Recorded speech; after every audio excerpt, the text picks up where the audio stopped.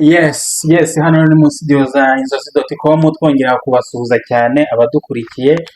Turabizi neza ko abari hakurya hano abavandimwe bacu b'i Burundi baradukurikiye, abavandimwe bacu bari muri Tanzania, abo bose turabasuhuje kandi twongera gusuhuza Abagande nabo tubacumise yambu, turasuhuza Abarundi hano hakurya rwose nabo turabasuhuje. Ubwo rero bene wacu b'Abanyekongo nabo turabasuhuje mu Minembwe, aho i Murenge hose turabasuhuje tubabwira ngo mukomeze mugubwe neza. Aha rero ni ku Inzozi TV1 ku nkunga ya Inzozi.com, aho dukomeje kubaganiriza. Aka kanya rero tugarutse muri studio zacu tushaka kubabwira ko ni breaking news. Turababwira ko tuvuga ku bijyanye n'intambara ya Ukraine, aho Trump ndetse na perezida w'Uburusiya Putin bamaze gufata urugendo ku mpande zose, bamaze kwitegura. Ubu bamaze kurira indege aho bagomba guhurira muri Alaska bakaganira ikibazo cy'intambara ya Ukraine, uburyo intambara ya Ukraine ishobora guhagarara iri hagati y'Uburusiya ndetse na Ukraine. Ubu rero aka kanya tuvugana indege rwose zafashe ikirere zaganye muri Alaska, aho perezida Putin ahagurukanye na delegasiyo ye rwose, yiwe bagana muri Alaska. Alaska iyo tuvuze muri Alaska ni ya ntara Uburusiya yahoze ari Uburusiya, ariko Uburusiya buza kuyigurisha Amerika ku kayabo rwose k'amamiliyoni asaga ngira miliyoni zigera muri 7,700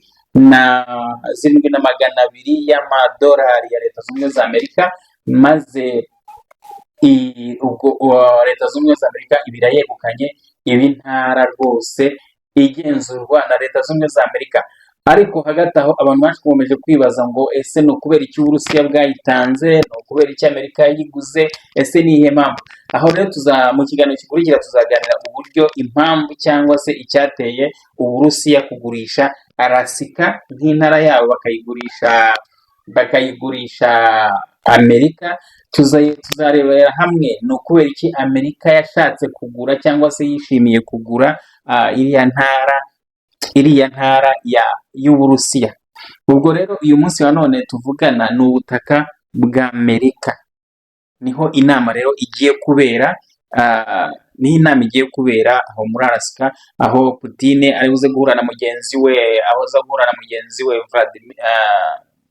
Perezida Trump wa Leta Zunze Ubumwe za Amerika. Noneho bakaganira ku kibazo, bakaganira uburyo bahagarika intambara ya Ukraine, intambara iri kubera muri Ukraine, aho bivuga ko byanga bikunze Amerika yakoze ibishoboka byose kugira ngo inanize Uburusiya, ariko isanga Uburusiya ntago ari agafu kwivugwa rimwe, ntago ari insina ngufi umuntu wese acaho urukoma. Ahubwo yabonye ko Amerika amaze kubona ko Uburusiya ari igihugu cy'imbaraga kandi icyo cyagambiriye bagomba kukigeraho. Hamwe n'ibyo rero Amerika yo yafashe, cyangwa se uyu Trump yafashe initiative yo kuvuga ati ibi bintu byakemurwa n'ibiganiro.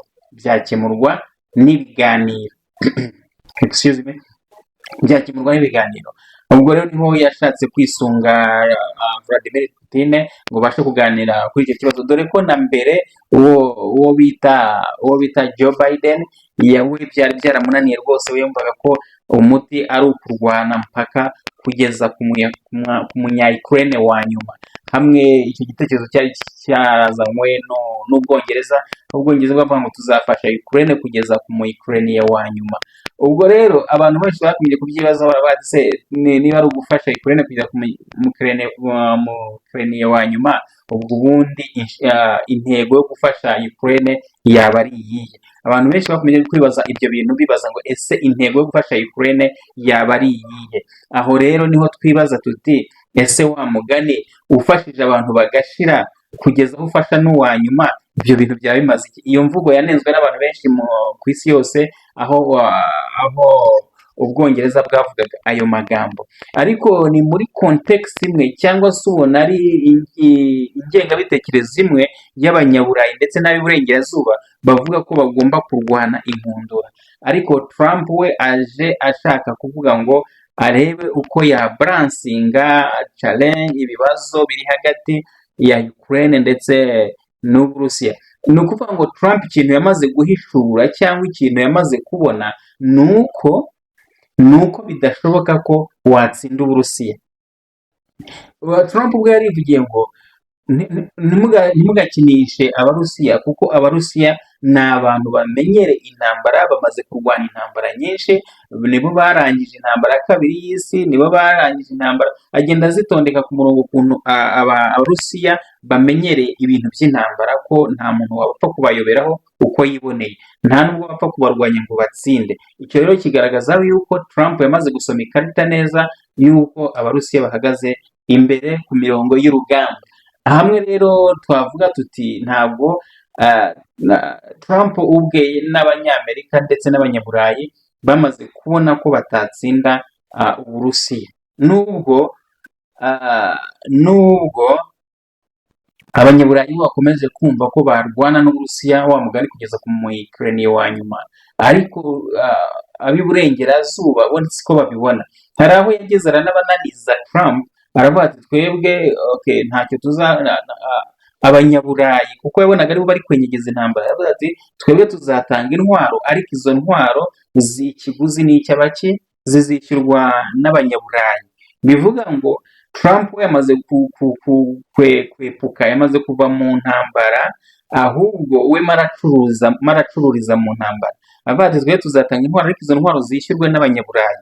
Urumva Trump n'abamuzi bamenyere ko Trump ari umucuruzi, we ibintu by'intambara ntago yumva, ntago bimwinteresa, kubera ko ntago is not interesting for him, kubera ko we ni umucuruzi, ntago akunda ikintu yaba abona ko kihombya cyangwa kimuhombya, gihombya leta ye, abaturage be, oya, ntago Trump ariko abibona, ntago abona ko barwana kugeza ku Ukraine ya wanyuma, kuko intambara bakaganya tuvugana imaze imyaka 3. Bigaragara nubwo biteranije Abanyaburayi, ab'iburengerazuba muri Amerika ndetse na bariya na Ukraine ubwayo, byamaze kugaragara ko batatsinda Uburusiya. Murazi ko NATO iburengerazuba n'Iburayi, iyo tuvuze iburengerazuba n'Uburayi tuba tuvuze NATO ni ibihugu bisaga 35. Ibyo bihugu 35 byose hamwe byishyize hamwe, kandi muzi imbaraga bifite. Iyo tuvuze Amerika mwumva ikindi kintu, twavuga Uburayi mukumva ikindi kintu, Ubwongereza, Ubufaransa, Ubudage muhita mwumva ikindi kintu. Iyo tuvuze Ukraine nayo ntabwo ari agafu kivugwa rimwe, buriya nubwo muyireba kuriya ntabwo ari agafu kivugwa rimwe. Hamwe n'ibyo rero tukavuga tuti ibyo byose byibumbiye hamwe, bishoramo amafaranga, bishoramo intwaro, birwanya umuntu umwe bita Putin, ariko ntabwo bigeze bamushyigura mu gihe cy'imyaka 3, ahubwo uko bucyanika asonga mbere afata ibice bya Ukraine, bakubwira ko bamaze gufata ibice bisaga 20% by'igihugu cya Ukraine. Urumva amaze gufata ahantu hanini. Rero bivuga iki rero? Bivuga ko Ukraine ubwayo cyangwa se ibyo bihugu byose byishyize hamwe ntabwo byigeze bibasha gutsinda Putin.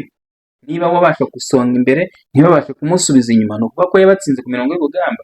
Niyo mpamvu uyu munsi nubwo hari n'ibindi bihugu atigeze afata, ibindi bice atigeze afata, ariko byamaze guhinduka umuyonga, ni amatongo, n'ababiyoboye n'abakibirimo ntacyo bibamariye, kubera yamaze kuhahindura intabire akoresheje za orishinike ze, yarahashwanyaguje. Mwaramwumvise orishinike, mwamenye ko ari intwaro rwose ihagarara imbere y'uburengerazuba idatengura. Arakubwira ati yansambura, usibye no gukoresha intwaro kirimbuzi yakoresha orishinike maze akahamara hose.